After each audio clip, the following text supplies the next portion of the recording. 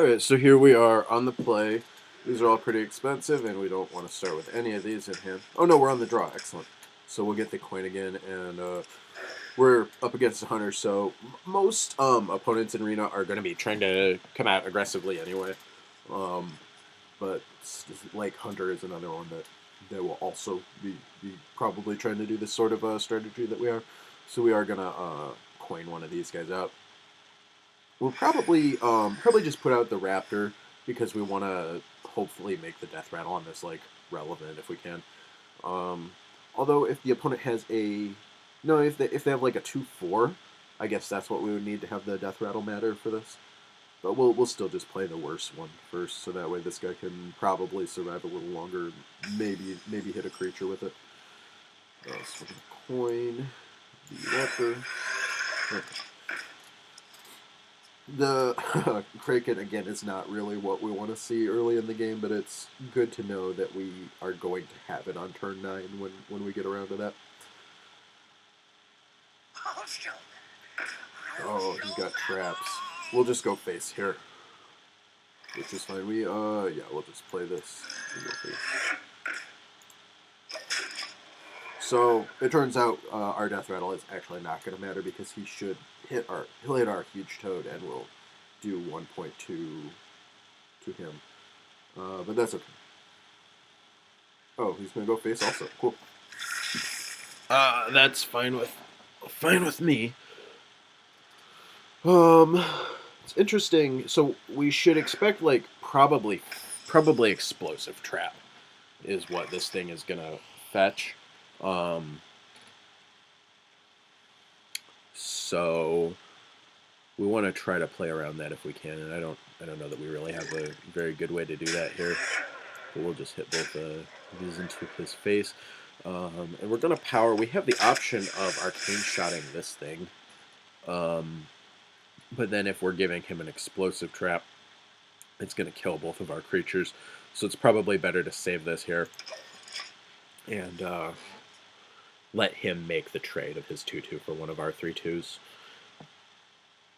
With the Jeweled Scarab, it's a little bit worse for him to trade with the huge toad. So I think it would have been better for him to trade with the huge toad last turn. So there's the trap. We'll assume this is explosive first.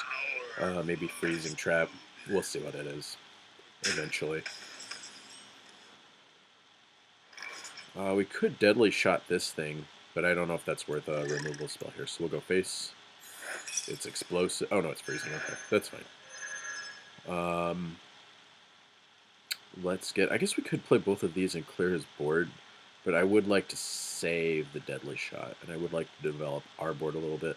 So if we play the piloted Shredder, he gets to send his 3/5 into it, though. I guess we also have the option of huge toad, but then he sends the 3/5 into that. So, none of those are really very good. I guess if we play the huge toad, it lets us finish this off with arcane shot. So we'll do that.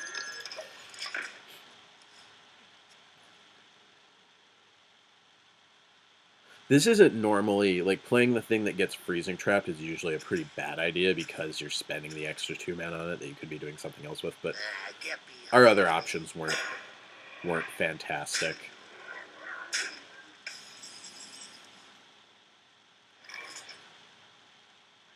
And we'll just send the toad in here. So if the toad hits this, if the death rattle hits this guy, that's really good. If not, we probably need to arcane shot that. And then play like a Shredder or something. Alright, good job, Toad. Nice work from the Toadster there. Now we still have to decide what we're going to do with the rest of this turn. Again, we want to save the deadly shot, I think. But playing this into his 3/5 is not very good. We could... We're not going to draw a 3-drop with this, so that won't really matter. So we could play this guy. This is kind of like bait, I guess, for this thing, because he will want to kill it, but he's only got 3 damage with this, so he needs to do something extra to finish this off. And if we keep this next turn, we can actually have charge on the King's Elec, and we could charge this into his creature.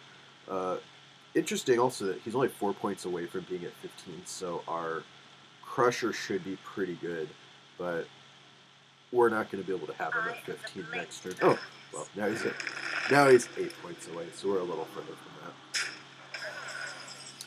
And he did leave this thing alone, which is good. We can use our Elec.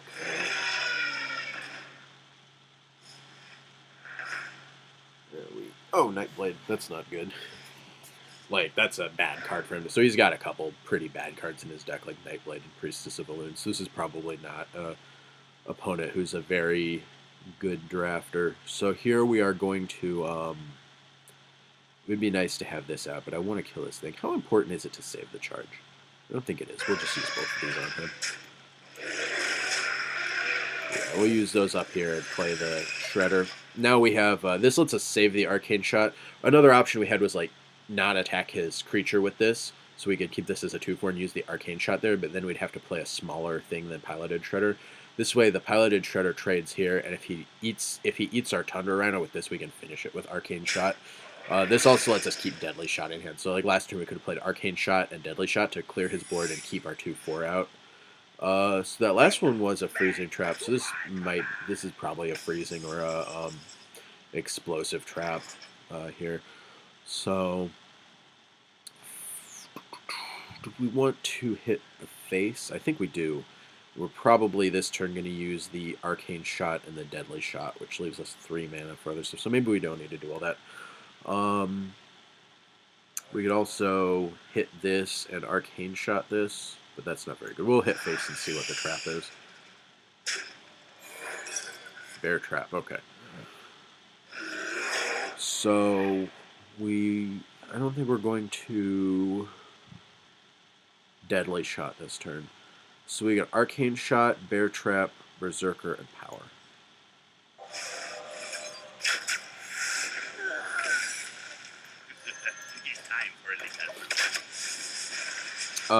This also lets us next turn we can power and play the dragon if he doesn't gain life. And we can use our... He might use his 3/3 to kill our 2/3 here. Although now he has to send it into our bear.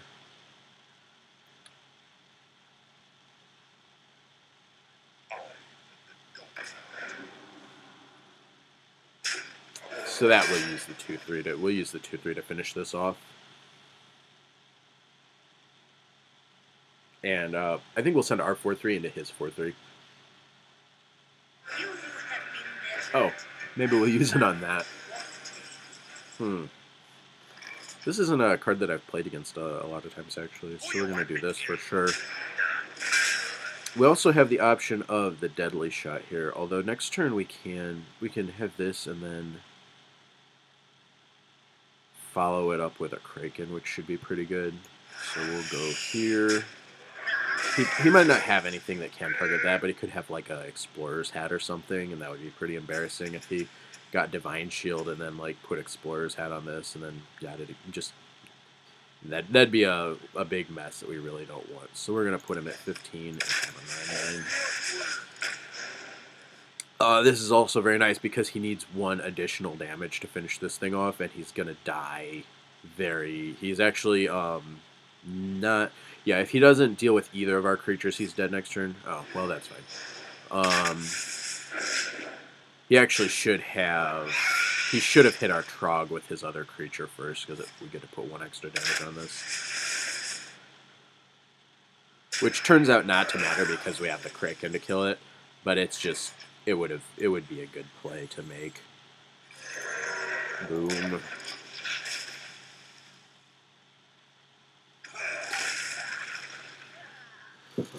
So the Knight 7 is pretty big, I guess. He might have like a Deadly Shot of his own. That would be pretty bad for us. Actually, if he has a Deadly Shot here, then we're in trouble.